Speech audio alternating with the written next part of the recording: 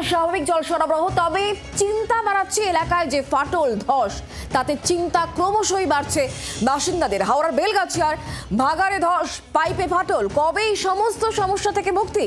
এই প্রশ্নই তুলছেন সেখানকার বাসিন্দারা। বেলগাছিয়া ভাগাড়ে ধস, হিমশিম হাওড়া পুরসভা। সংলগ্ন এলাকায় পর পর বাড়িতে ধস, রাস্তায় ফাটল, প্রশাসনের বিরুদ্ধে একগুচ্ছ ক্ষোভ স্থানীয় বাসিন্দাদের। এই বিষয় নিয়ে আমাদেরকে আরো জানাবেন, সরাসরি ঘটনাস্থলের দিকে নজর রাখতে হচ্ছে দেবব্রত ঘোষ আমাদের সঙ্গে রয়েছেন প্রতিনিধি। দেবব্রত, সাধারণ মানুষজন তারা বাড়ির বাইরে বেরিয়ে বসে রয়েছেন, কারণ ঘরে ঢুকতে তারা ভয় পাচ্ছেন। বড় বড় ফাটল ক্রমশ চওড়া হচ্ছে। দেখো, আমি তোমাকে এবং জি24 ঘন্টা দর্শকদের যে ছবিটা দেখাবো, সেটা দেখলেই বোঝা যায় যে এখানের পরিস্থিতি কতটা উদ্বেগজনক। এখানেই একটি অস্থায়ী বাড়ি ছিল, সেই বাড়িটি ধসের জেরে একেবারে হুড়মুড় করে সেই বাড়ির পাঁচিল ভেঙে পড়েছে এবং চারিদিকে সমস্ত যে আসবাবপত্র ছিল ভেতরের এবং বাইরে, সেগুলো এই পাঁচিল ভেঙে চাপা পড়ে গিয়েছে। এখানকার যারা বাসিন্দারা থাকতেন, তারা এখানে কেউ নেই। এখনো পর্যন্ত 20টি পরিবারকে এখান থেকে সরিয়ে নিয়ে যাওয়া হয়েছে এবং শুধু এই বাড়ি নয়, এখানকার যে রাস্তা, সেই রাস্তাতেও ফাটল দেখা দিয়েছে।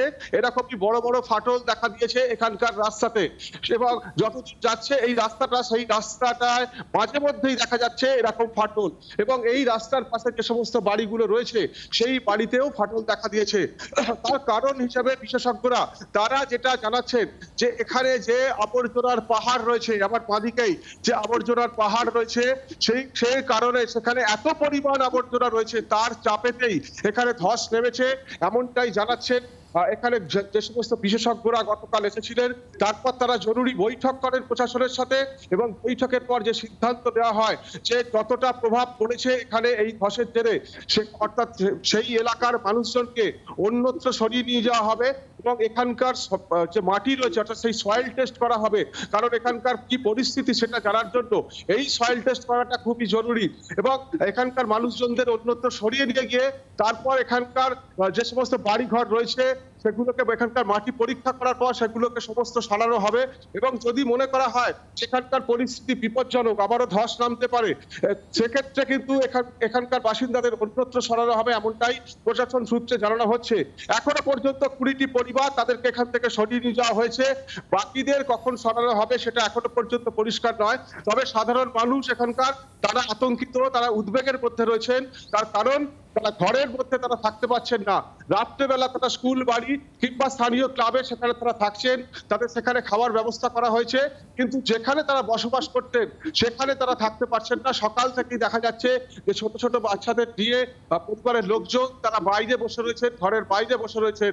তারা জানতে চাইছেন প্রশাসনের কাছে যে তাদের জন্য কি ব্যবস্থা নেওয়া হবে, তাদের যে সমস্যা তার সুরাহা কবে হবে, এটাই তারা বারবার জানতে চাইছেন। কিন্তু প্রশাসনের তরফ থেকে যেটা জানানো হচ্ছে যে সব রকম ব্যবস্থা নেওয়া হচ্ছে। এখানকার যে বিদ্যুৎ সংযোগ বিচ্ছিন্ন হয়ে গেছিল সেই বিদ্যুৎ সংযোগ আবার দেওয়া হয়েছে এবং পাশাপাশি তুমি দেখো এখানে যে ছবিটা দেখাতে বলবো, এখানে বিপর্যয় মোকাবিলা দপ্তরের আধিকারিকরা তারা এখানে মাইকিং করছেন, এখানে তারা মাইকিং করছেন। দেবব্রত, সঙ্গে থাকো, মাইকিং চলছে, কি বলা হচ্ছে একবার শুনবো, সঙ্গে থাকো। নিজের কাছে রাখতে হচ্ছে, যে কোনো প্রয়োজন লাগতে পারে আপনাদের ঘরে, এই ডকুমেন্টস গুলো আপনাদের কাছে সব সময় নথিভুক্ত করে রাখবেন। এলাকাবাসীকে জানানো হচ্ছে যে সমস্ত বাড়ি ক্ষতিগ্রস্ত হচ্ছে সেই সমস্ত বাড়ির হেড অফ দ্য মেম্বারকে জানানো হচ্ছে যে তার ভোটার তালিকা, ভোটার কার্ড, আধার কার্ড এবং রেশন কার্ড, ব্যাংকের বই নিজের কাছে সংগ্রহ করে রাখবেন, যে কোনো মুহূর্তে প্রয়োজন লাগতে পারে। আপনারা কেন মাইকিং করছেন? আমাদের শেয়ারে আমাদের অফিস থেকে বলা হয়েছে যে এইগুলো মার্কিং করে ওনাদের কাছে ডকুমেন্টস গুলো রাখতে পারে, যে কোনো সার্ভে হতে পারে, সেই সার্ভে এবং যাদের ক্ষতিগ্রস্ত যেসব বাড়িগুলো হয়েছে সেই বাড়ি হেড মেম্বারকে তার আধার কার্ড এবং ব্যাংকের পাসবুক তার কাছে রাখতে বলা হয়।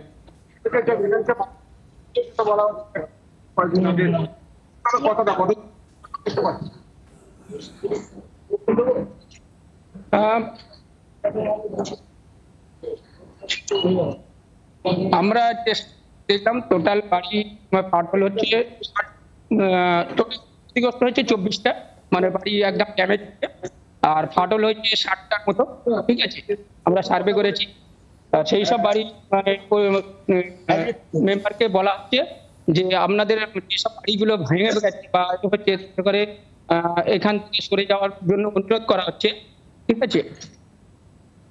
তাদের হাতের কাছে এখানে মাইকিং করে একটা বলা হচ্ছে যে সমস্ত বাড়ি বিপজ্জনক তাদের বাসিন্দাদের অন্যত্র সরে যেতে বলা হচ্ছে এবং এখন পর্যন্ত তারা একদমই দেবব্রত সঙ্গে থাকো। মার্কিং করা হচ্ছে যে সমস্ত বাড়িগুলো ফাটল, এবং একই সঙ্গে যখনই বিপদের মুখে পড়বেন যে ডকুমেন্টস গুলো দরকার সেই ডকুমেন্টস গুলো যাতে হাতের কাছে রাখা হয় সেইটা মাইকিং করে বলা হচ্ছে এই মুহূর্তে।